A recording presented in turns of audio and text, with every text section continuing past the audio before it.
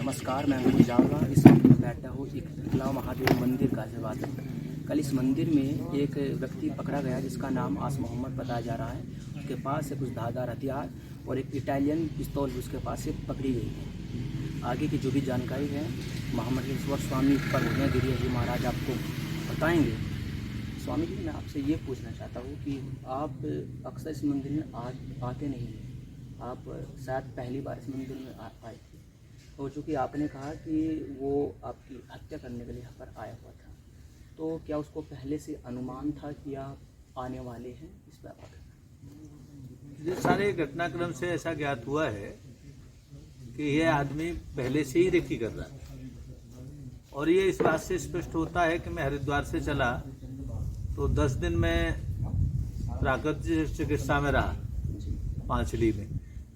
तो 21 तारीख को मैं 2 घंटे के लिए, 21 तारीख को छुट्टी रहती है बुधवार को, तो मैं 2 घंटे के लिए यहाँ आया मिलने के लिए। तो ये आदमी आस मोहम्मद नाम का आदमी 21 तारीख की शाम को यहाँ है। मैं दिन में 2 बजे चला गया और ये पता लगा कि ये रेकी कर रहा था और यहाँ कोई था नहीं। तो ये रात को यहाँ रुका, यहाँ सब देख दाख करके गया और ये इतना पता लगा गया कि मैं यहाँ दोबारा कार्यक्रम के लिए आने वाला हूँ। उसके बाद वो कार्यक्रम का कार्ड छप गया। यहाँ सत्संग का कार्यक्रम था तो वो पूरे क्षेत्र में फैला हुआ था, तो इसको पूर्व विदित रहा। और जैसे ही मैं आया तो कल लिया और पूरे इरादे से आया था और उसने रिवॉल्वर से हत्या करने का प्रयास किया। बालकों को संशय हुआ, उसको पकड़ लिया और फिर उसकी पूछताछ की। तो पूछताछ करने पर पहले तो इधर उधर के नाम बताता रहा, वो प्रॉपर नाम बता के नहीं देता था। कभी समीर बताता था, शर्मा बताता था। शर्मा पूछते थे तो पूछा कौन से शर्मा हैं, तो फिर वो बचने का प्रयास करता था। तो बहुत ज़्यादा पूछताछ की, फिर उसकी तलाशी ली गई तो पता लगा कि आस मोहम्मद नाम की इसके पास आईडी है और ये दादरी के पास किसी गांव का रहने वाला बताया जा रहा है। और जब उसका थैला तलाशा गया तो थैले में एक पिस्टल निकली, एक बहुत तेज धार का, ठीक है ना, चाकू था। इतनी तेज धार का था, अगर उंगली पे हरक जरा सा रख देते तो रखते ही काट दे। ब्लेड था उस पर, वो एक कटर आता है वो भी था उसके पास, और कपड़े उसके पास पुराने से, लेकिन जो पहन के आया वो भगवा लुंगी पहन के आया। वो मुझे डाउट हो गया, मैंने कहा भाई ये हिंदू नहीं है, मुसलमान है। और वो उसको हाव भाव से लगने लगा। जब उससे बहुत पूछताछ की तो उसने कहा कि मैं 1 लाख रुपया लेकर के कोई सलीम नाम के आदमी ने मुझे भेजा है। उस आदमी का पता पूछते हैं तो वह पता नहीं बताता। वो कहता है कि ये सलीम नाम का आदमी देवबंद से संचालित है और मुझे किसी आदमी ने मुजफ्फरनगर में इसको मिलवाया था। मैं उसको पहचानता हूं शकल से और वही फोन करके मुझे भेजता है। और उसने मुझे मिशन दिया है कि बड़े बड़े महात्माओं को, विशेष रूप से महामंडलेश्वरों को टारगेट करना है। उसी के तहत मैं आया था यहाँ पर और आपके पीछे भी लगा हुआ था। और मैं इस मंदिर में किसी बहाने से रुकना चाहता था, क्योंकि मुझे डायरेक्शन मिली है कि किसी एक मंदिर में आप रहे, इसके और एकांत वाले मंदिर में रहे। तो इसलिए मैं यहाँ के जो महंत हैं उनको उसने कहा कि मुझे चेला बना लो। ऐसे वो चेला बनने के बहाने से वो रहना चाहता था। लेकिन जो सलीम नाम का व्यक्ति, उससे ज्यादा बहुत पूछताछ की तो उसने कुछ बता के नहीं दिया। केवल यही बताता कि उसका फोन आता था, वो जैसे फोन आता मैं वैसे करता हूँ, लेकिन उस फोन पर ये उल्टा वापस नहीं मिला सकता। ये उसके पास ही फोन आता था 0140 से, और वो हर बार नंबर बदला हुआ होता था। उसके बाद पुलिस को सूचना किया गया और पुलिस को सूचना करने के बाद पुलिस ले गई उसको और अपना उसका सामान भी जो उसके साथ था सबूत के रूप में वो भी ले गई और बाकी पुलिस इन्वेस्टिगेशन कर रही है। और मैं ये कहूँगा गाजियाबाद ज़िले की पुलिस को, मैं उत्तर प्रदेश की पुलिस को मैं धन्यवाद दे सकता हूँ। इनको जितना धन्यवाद दिया जाए उतना कम है, क्योंकि सूचना के तत्काल बिना विलंब करे। पहला जो आदत है पुलिस की घटना के 2 घंटे बाद पहुंचने की है, लेकिन अब की बार हमने देखा कि फोन कटा होगा कि इधर से फोन वापस आने लगेगा, क्या लोकेशन है, कहाँ है। नहीं तो 112 पे करने के बाद भी बहुत देर लगती थी, लेकिन पहली बार देखा गया, हमने तो देखा, अनुभव किया है कि 112 पर सूचना देने के बाद यहाँ से इनकी गतिविधि शुरू हो गई। और आश्चर्य तो तब था कि यहाँ का इंस्पेक्टर, यहाँ के चौकी इंचार्ज और यहाँ का सीओ और यहाँ स्वयं एसपी महोदय लगभग 1-2 मिनट के अंतर्गत में सारे इकट्ठे हो गए एक साथ। तो वास्तव में गाजियाबाद जिले के पुलिस प्रशासन के अधिकारियों को मैं बहुत बहुत धन्यवाद देता हूँ, साधुवाद देता हूँ और योगी जी की सरकार को भी मैं बहुत बहुत शुभकामनाएं देता हूँ, आशीर्वाद देता हूँ। क्योंकि मुझे जो लगता है कि वो यहाँ अकेला नहीं था, मंदिर परिसर में जरूर अकेला घुसा, क्योंकि यहाँ आने जाने का कोई साधन नहीं है। तो निश्चित रूप से उसके साथ और भी कोई बड़ा गैंग होगा और वो वारदात करने की योजना से ही आए थे। और लेकिन भगवान शंकर ने, नर्मदेश्वर महादेव ने हमारी रक्षा करनी थी, तो इसीलिए उसको मौका नहीं लग पाया। और ये गंभीर जांच का विषय है कि उसके किन किन एजेंसियों से संबंध है, क्योंकि अंतर्राष्ट्रीय जिहादी गैंग मुझे बार बार, आप जानते ही हैं, हत्या करने की धमकी देते रहते। और पिछले दिन जो फोन आए और फोन ट्रेस हुए हैं, उनमें उत्तर प्रदेश के लोगों के फोन काफ़ी हैं उसमें, जो जिहादी है। बाहर के भी हैं, लेकिन आउट ऑफ कंट्री के भी हैं। तो कोई अंतर्राष्ट्रीय गैंग है, और कौन कौन है इस गैंग के पीछे ये जांच में पता लगेगा। लेकिन मेरा मानना है निश्चित रूप से इसमें कोई न कोई अंतर्राष्ट्रीय गैंग का खेल निकलेगा।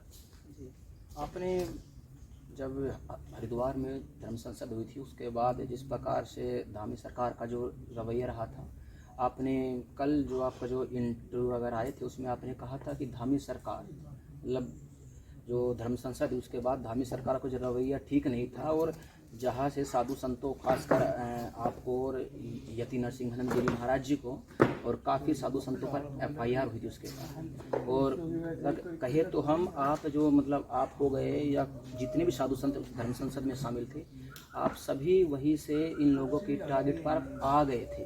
तो क्या आप हरिद्वार में हुई धर्म संसद से इस जो पॉइंट को आप स्टार्ट मानते हैं कि आप और अन्य साधु संत इन जिहादियों के टारगेट पे आप आए?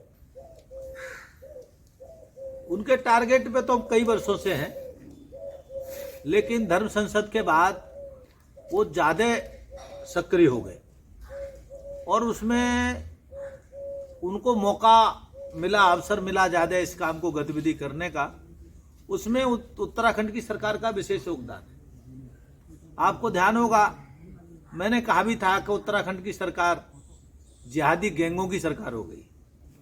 मैंने साफ साफ बोला था, वहां का मुख्यमंत्री जिहादियों का एजेंट हो गया है। और ये बात मैंने इसलिए बोली थी कि धर्म संसद में कोई अधार्मिक भाषण नहीं था। अंतर्राष्ट्रीय समस्याएं, आतंकवाद जैसी समस्याएं, मानवता को समाप्त करने जैसी समस्याएं, पूरे विश्व अशांति में कूद रहा है और अशांति की ज्वाला में भयंकर रूप से इस पर चर्चा 3 दिन चली धर्म संसद में। उसमें भिन्न भिन्न बयान आए, लेकिन एक जिहादी ने उन बयानों को तोड़ मरोड़ करके पेश किया ताकि वो इंटरनेशनल विषय बन सके। तो जिन्होंने तोड़ मरोड़ के किया उनके खिलाफ हमने FIR दी। हमारी गर्दनों की करोड़ों रुपए की जिन्होंने कीमत लगाई, सर्तन से जुदा तरसन से जुदा जो करेगा उसको करोड़ों रुपए मिलेंगे। ये खुलेआम लोगों ने घोषणा की, जिसमें मीडिया में भी आई बात। हमने उनके खिलाफ एफआईआर लिखने को दिया तो धामी सरकार ने किसी के प्रति भी एक एफआईआर नहीं लिखी। संतों के प्रति 3-3, 4-4 एफआईआर, स्वयं मेरे खिलाफ 3 एफआईआर थी। वो तो ये कहो, मैं अमेरिका की धर्म संसद को धन्यवाद देता हूं। अमेरिका की धर्म संसद ने हमारे फेवर में, हमारे पक्ष में धन्यवाद प्रस्ताव लाए 4 सांसदों ने, और ध्वनिमत से पास हुआ, क्योंकि उन्होंने ये कहा कि महात्मा जी ने, स्वामी प्रबोधानंद ने जो विषय रखा है कि जिहाद अंतरराष्ट्रीय समस्या है, तो उन्होंने तो वही रखा है जो सभी बोलते हैं। और एक महात्मा ने इस बात को कहा है तो ये ज्यादा महत्वपूर्ण है। और महात्मा ने साहस किया है कि विश्व की अगर शांति को बताना है तो जिहाद को समाप्त करना पड़ेगा। तो ये वास्तव में सराहनीय कार्य है, हम उनका धन्यवाद प्रस्ताव करते हैं। जबकि एक तरफ 25-30 देशों के राष्ट्राध्यक्ष हम पर कार्रवाई के लिए मांग कर रहे थे। आपको जानकारी है, सुप्रीम कोर्ट के 76 वकील जो 50 लाख से लेकर 1 करोड़ रुपए लेते हैं, 76 वकील हमारे खिलाफ गए, सुप्रीम कोर्ट में कार्रवाई होनी चाहिए। अब आप बताओ, अगर कोई मानवता की सुरक्षा की बात करे, शांति की रक्षा की बात करे और उसके खिलाफ कार्रवाई की बात हो, तो फिर धरती पे कौन रहेगा? फिर इस धरती पे तो फिर राक्षस ही रहने वाले हैं। लेकिन मैं सुप्रीम कोर्ट को भी, उसने अपने पूरे ज्ञान का परिचय दिया। सुप्रीम कोर्ट ने उसको कोई बहुत ज्यादा गंभीरता से नहीं लिया, क्योंकि सुप्रीम कोर्ट भी समझ गया कि 76 वकील जो 1-1 करोड़ रुपए लेते हैं, ये कोई अंतरराष्ट्रीय गैंग के द्वारा फंड आया होगा, तभी वे खड़े और एक सामान्य से महात्मा के खिलाफ खड़े। तो ये तो निश्चित बात है कि धर्म संसद के बाद ये आक्रामक रूप में आए, और उसका बहुत बड़ा धामी सरकार का उसमें सहयोग है। अगर धामी सरकार ने जिहादियों के खिलाफ कार्रवाई की होती तो उनके मंसूबे नहीं बढ़ते। आज भी वो उसी पैटर्न पे चल रहे हैं। जैसे उदाहरण के रूप में सारे लोग कह रहे हैं कि महाराज जी की सुरक्षा की चिंता करनी चाहिए थी, पुराने मुख्यमंत्री ने हमको सुरक्षा दी हुई थी। लेकिन धामी जी को ऐसा कौन सा पता लग गया, कौन से तंत्र से, कि अब हमारी जान को खतरा नहीं है, तो धामी जी ने सुरक्षा वापस ले ली। और कैसे नाटकीय ढंग से ली। वो एक तरफ तो भारतीय जनता पार्टी के राष्ट्रीय अध्यक्ष से लेकर के राष्ट्रीय संगठन महामंत्री, स्वयं मुख्यमंत्री और बड़े वरिष्ठ नेता फूल वर्षा कर रहे थे महामंडल से, उनमें से एक मैं भी था। और उसी समय सिक्योरिटी वापस जा रही थी।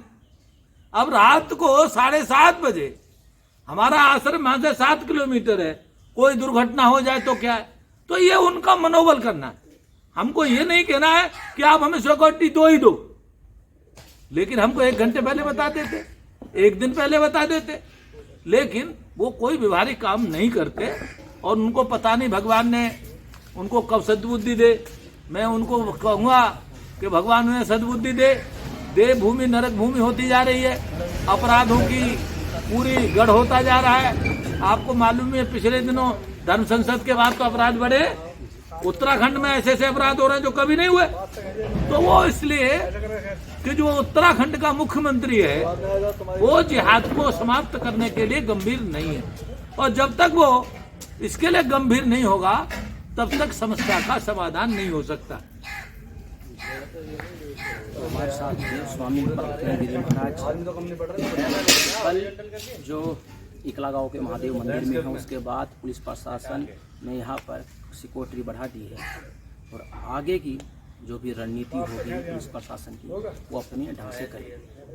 मैं अंकुर चावला, हिंदुत्व मेरी पहचान, गाजियाबाद से। जय हिंद, जय भारत, वंदे मातरम।